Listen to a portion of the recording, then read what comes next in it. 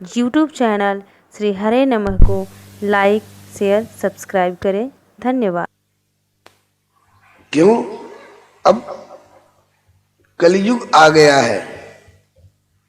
कलयुग के आने से सब जगह स्थान दूषित हो गया है, पदार्थ दूषित हो गए हैं, लोगों की बुद्धि दूषित हो गई है, लोगों की इंद्रियां दूषित हो गई हैं, लोगों की क्रियाएं दूषित हो गई हैं।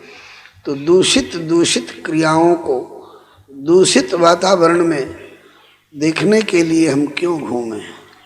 हमें किसी से क्या लेना देना है? रही भोजनाच्छादन की, भोजन और उड़ने बिछाने पहनने की, तो भोजनाच्छादने चिंताम वृथा कुर्वन्ति वैष्णवाः। जो भगवत परायण जन हैं वो चिंता नहीं करते हैं। और अगर कोई भगवत परायण हो करके और खाने पहनने के बारे में चिंता करता है तो कहते हैं कि उसका चिंता करना व्यर्थ है, वो अपने भगवान पर, अपने प्रभु पर भरोसा नहीं रख रहा है। इसलिए वो ऐसा सोच रहा है कि कहाँ से खाने को मिलेगा, कहाँ से पहनने को मिलेगा। भगवान जेते घट विधना गढ़े तिन्हि भरे अनयास, मूढ़ वृथा सोचत मरे जाके नहीं विश्वास। जाके नहीं विश्वास पाप कर पेट ही भरई, चाहत भवनिधि तरन कर्म कुकर सम करई। दृढ़ कर धारो ध्यान तजो तृष्णा और आशा, तो योगानंद समाधि मध्य सो लखई प्रकाशा। जेते घट विधना गढ़े तिन्हि भरे अनयास, मूढ़ वृथा सोचत मरे जाके नहीं विश्वास। इस संदर्भ में हमारे श्री करह बिहारी बाबा सरकार एक दोहा कर कहा करते थे, मुर्दा हूं को देत प्रभु, मुर्दा हूं को देत प्रभु, कपड़ा लकड़ी आग। किसी न किसी बहाने मुर्दे को भी कपड़ा लकड़ी और आग प्रभु जुटा देते हैं। मुर्दा हूं को देत प्रभु, कपड़ा लकड़ी आग। तो जीवित नर चिंता करे, बोले कि ताको बड़ो अभाग।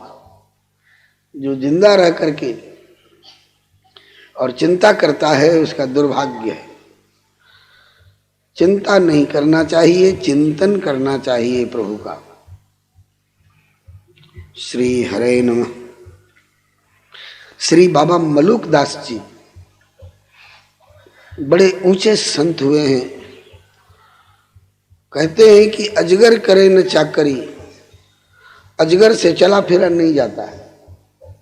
बड़ा मोटा और लंबा चौड़ा होता है, बड़ी मुश्किल से दिन भर में 2-4 हाथ 2-4 गज वो खिसक सकता है।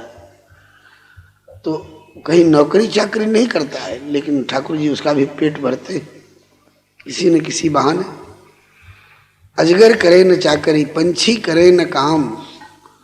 ये पक्षी लोग कौन खेती और नौकरी और व्यापार करते, लेकिन खूब मजे में जीते खाते हैं। अजगर करे न चाकरी, पंछी करे न काम। दास मलु का कह गए कि सबके दाता राम। इसलिए 1000 वर्ष तक हम लोग इस नैमिषारण्य क्षेत्र से बाहर कहीं नहीं जाएंगे। और यहाँ रह करके करेंगे क्या? बोले भगवान का गुणगान करेंगे। गुरुदेव ने जो बताया है, पद्धति दी है, उसके अनुसार भगवान की आराधना, सेवा, पूजा, पाठ, योग, जप, तप, भजन, कीर्तन करेंगे 1000 वर्ष तक। यही इस श्लोक का भाव। नैमिषे निमिष क्षेत्रे ऋषिः शौनकादयः, सत्रम स्वर्गाय लोकाय सहस्र सममासत। तो एकदा तु मुनयः प्रातर्हुत हुताग्नयः, सत्कृतम सूतमासीनम पप्रच्छुर्रिदमादरात्। वे मुनि लोग सवेरे का अपना शौच, स्नान और हवन इत्यादि जो भी अपना सवेरे का नियम था वो कृत्य करके, प्रातर्हुत हुताग्नयः, अग्नि में हवन इत्यादि करके, और सत्कृतम सूतम, व्यास गद्दी पर बिठा करके श्री सूत जी को सत्कार कर चुके। कौन चीज से?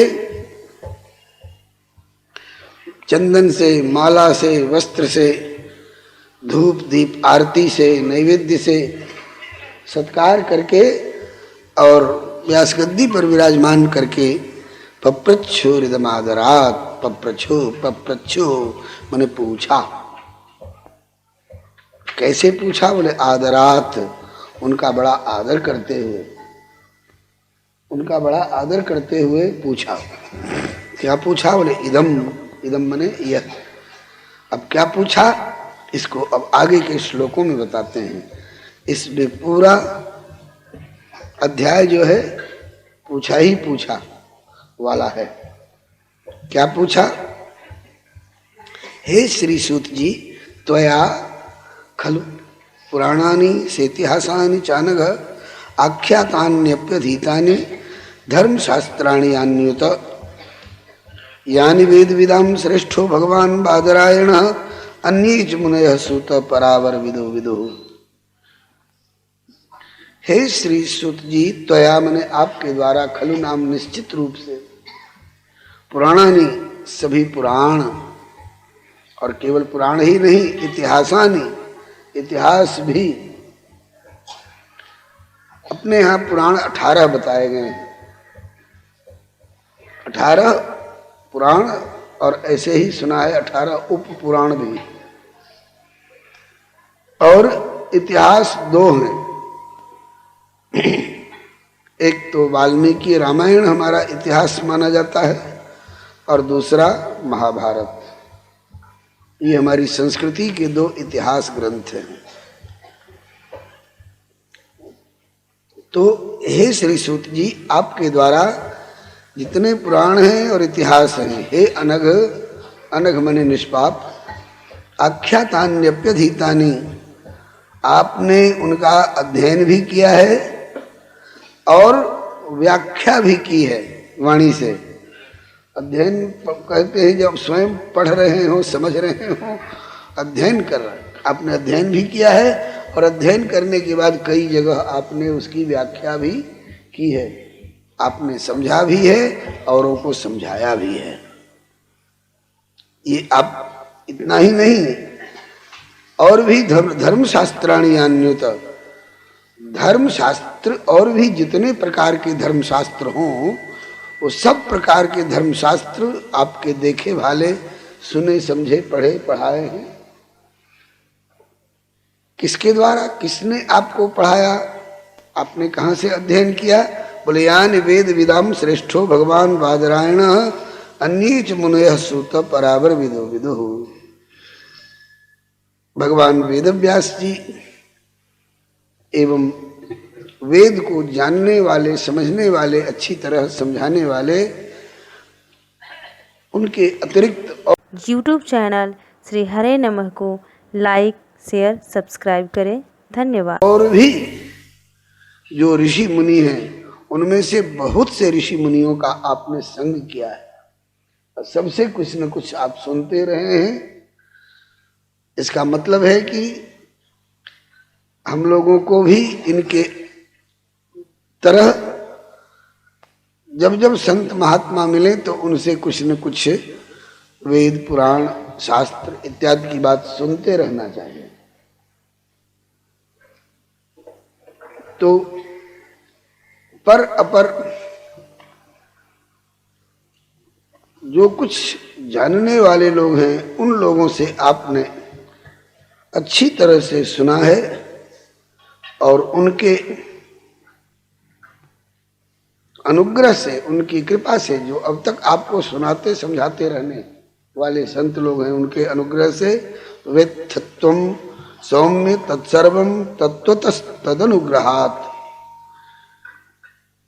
तत् अनुग्रहात्, उन पूर्वज ऋषियों के अनुग्रह से, जिनके जिनके निकट आप बैठे हैं, आपने सेवा की है, आपने शरणागति की है, और आपने सुना है, समझा है।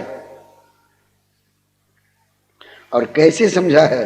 बोले तत्वतः, तत्वतः माने जिसको जैसा समझना चाहिए उसको आपने अच्छी तरह से समझा है, माने आपके समझने में कोई गलतफहमी नहीं है, तत्वतः समझने वाले हैं। आप एक ऐसे महानुभाव हैं जिनको अब तक मिलने वाले संतों ने, सद्गुरुजनों ने, सत्पुरुषों ने अच्छी तरह से प्यार पूर्वक सुनाया है, समझाया है। क्योंकि ब्रूयु स्निग्धस्य शिष्यस्य गुरवो गुह्यमप्युत, अत्यंत गुह्य से गुह्य, गुह्य माने छिपाने योग्य रहस्यमयी बातें। बहुत से संत ऐसे होते हैं कि किसी को कुछ सुना समझा देते हैं, लेकिन असली जो उनका गूढ़ रहस्य तत्व वाली बात है उसको छिपा करके रखते हैं। ये बात सबको नहीं बताई जाती है। तो किसको बताई जाती है? तो कहते हैं कि अगर बढ़िया उत्तम कोटि का श्रोता सेवक मिले, कैसा श्रोता? बोले कि श्रोता सुमति, सुमति माने जिसकी मति अच्छी हो, कुतर्क जिसकी मति में न हो, सुशील जिसमें उद्दंडता नहीं हो, जिसमें सुशीलता हो।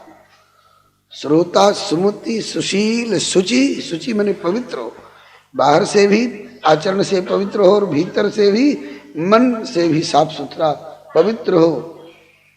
श्रोता सुमति सुशील शुचि कथा रसिक, जो इस कथा का रसिक हो, इस रस को समझने वाला हो और ग्रहण करने वाला हो।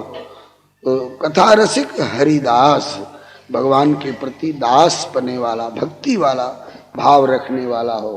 तब ऐसे लोग यदि मिल जाएं श्रोता के रूप में, समझने के लिए आ जाएं, तो कहते हैं कि पाई उमा, हे उमा, ऐसे श्रोता को पाकर, ऐसे शिष्य को पाकर के अति गोप्यमपि, अत्यंत गोपनीय से गोपनीय बात भी अति गोप्यमपि सज्जन करे ही प्रकाश, प्रकाश में ला देते हैं, उनके सामने धर देते हैं। ये बात सब जगह कहने की नहीं है, तुमसे कह रहा हूं। तो आप ऐसे ही शिष्यों में से, आप श्री वेदव्यास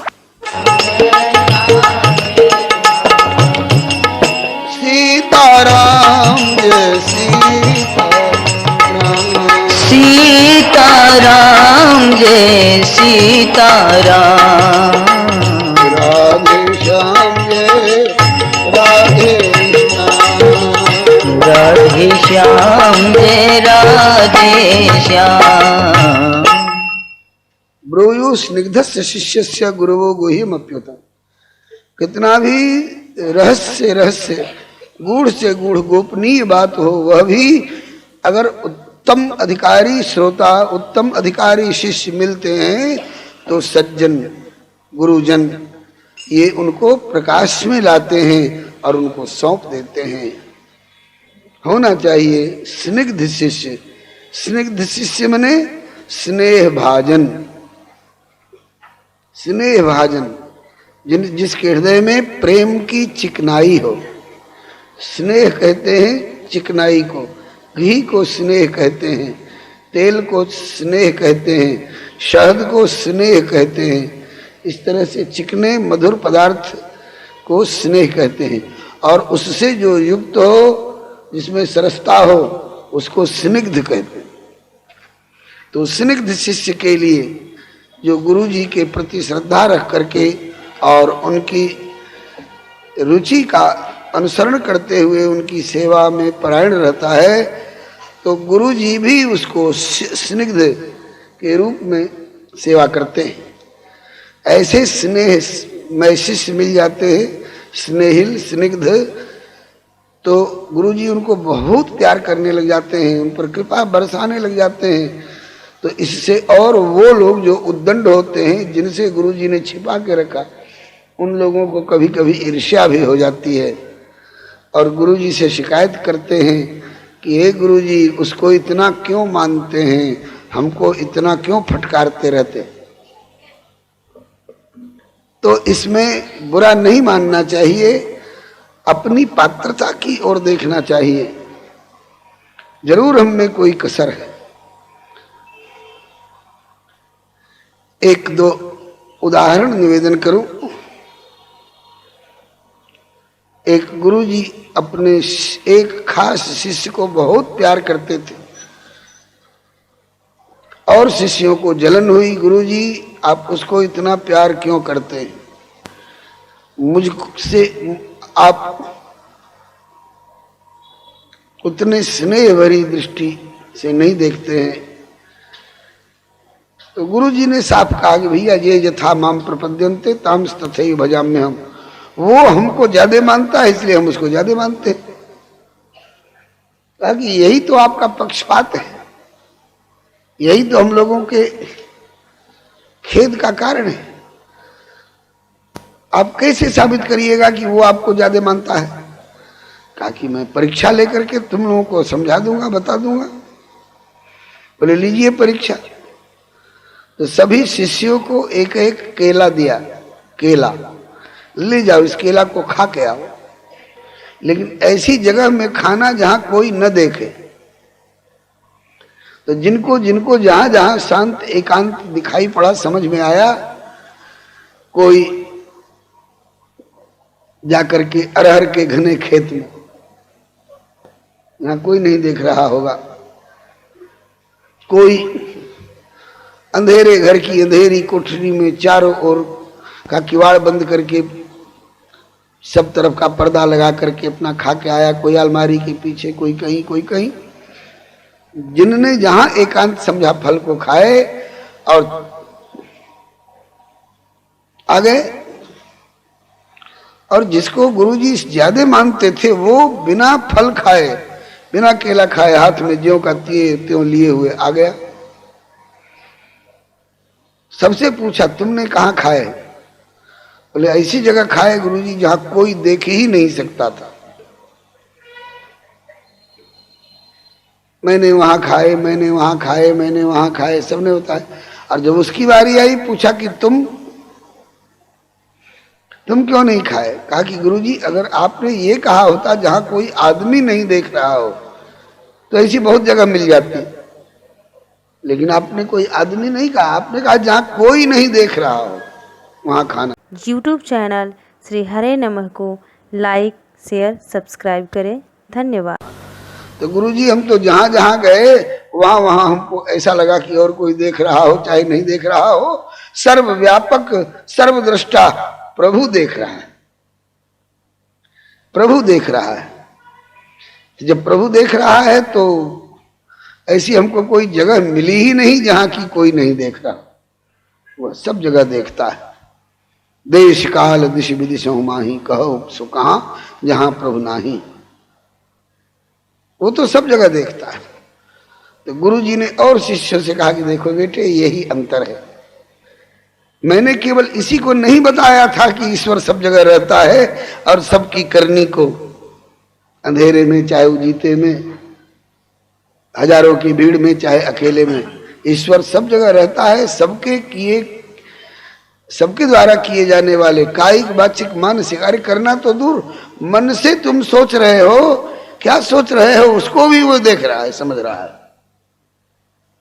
भगवान अखिलांतरात्मा वो सब जगह देखता है। हमने ये बात सबको बता रखी थी कि ईश्वर सब जगह रहता है और सबके किए हुए को कितना भी छिप करके कोई करे उस सबको देखता है। तो हमने ये बात बताई थी सबको, लेकिन तुम लोगों ने इस बात को माना, तुम लोगों ने नहीं माना और इसने माना। इसके दिल दिमाग में ये बात बैठ गई कि ईश्वर सब जगह देखता है। जब इसके मन में बैठ गई तो इसका मतलब है कि ये इसमें सुपात्रता है। अब तुम लोगों को एक बार नहीं 1000 बार यही बात हम दोहरावे, बस अरे गुरुजी तो ये सब कहते ही रहते हैं, कह के उड़ा देंगे। और सुनिए एक दृष्टांत, घटी घटना, महाराष्ट्र के संत प्रवर श्री समर्थ गुरु रामदास स्वामी जी का नाम आपने सुना होगा। उनके एक शिष्य थे कल्याण स्वामी। उनको बहुत प्यार करते थे गुरुजी।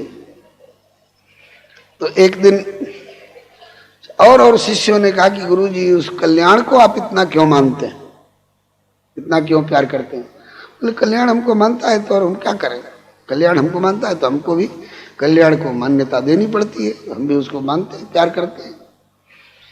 कहा कि हम लोग भी उतना ही मानते हैं। कहा कि कभी परीक्षा करूंगा फिर बताऊंगा।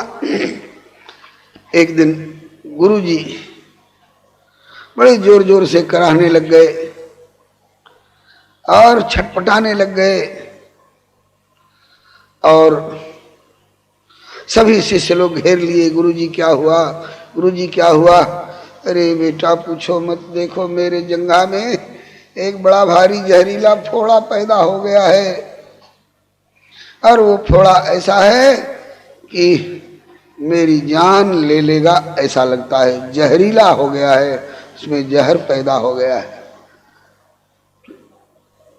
और उसका मवाद अगर निकलेगा जहां जहां जाएगा वहां वहां अपना प्रभाव दिखाएगा। और अब लगता है कि ये भी एक फोड़ा, ये घाव हमको बचने नहीं देगा। क्या करना चाहिए? ये दवा वो दवा बह जाएगा और फूट जाएगा और निकल जाएगा, सब करने लगे। कहा कि नहीं नहीं, इसका एक ही उपाय है, अगर इसमें से मवाद निकले और वो इधर उधर न फैले तब तो मैं बच सकता हूं। ऐसा कौन उपाय है कि इधर उधर न फैले? तो कहा गुरुजी ने कि कोई अपने मुख से इसको चूसे और चूस चूस करके उस जहरीले फोड़े का सारा जहर, सारा पीप, सारा मवाद पी जाए अपने भीतर, तो तब तो मैं बच सकता हूं। तो कई लोग तैयार हुए, गुरुजी हम चूस लेंगे, गुरुजी हम चूस लेंगे। कहा कि जो चूसेगा उसका प्राण नहीं बचेगा, बस सब धीरे धीरे मैं आऊं, अभी जरा शौच स्नान करके और ये और वो, हमको वहां जरूरी काम है, हमको ये जरूरी काम है करके सब निकल गए। केवल कल्याण स्वामी रह गए। कल्याण स्वामी ने कहा कि गुरुजी आज्ञा हो तो मैं चूस लूं। कहा कि चूसो, लेकिन कल्याण सोच लो प्राण नहीं बचेंगे।